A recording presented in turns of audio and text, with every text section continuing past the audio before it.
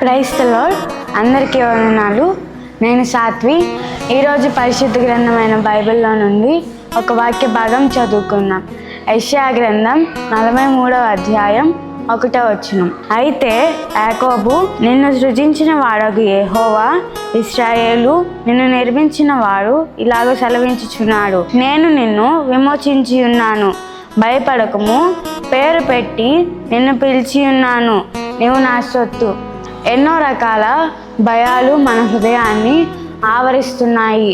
ఆర్థిక ఇబ్బందులను బట్టి, అనారోగ్య పరిస్థితులను బట్టి, మన ముందున్న వ్యతిరేకతలను బట్టి మనం కృంగిపోయి ఉన్న వారమైతే ఈరోజు దేవుడు మనతో మాట్లాడుచున్నాడు. భయపడకము, నీవు నా సొత్తు. మన సొత్తును మనం ఎలా కాపాడుకుంటామో అలాగే దేవుడు మనలను తన కృపలో భద్రపరిచి బలపరుస్తాడు. ఆమేన్.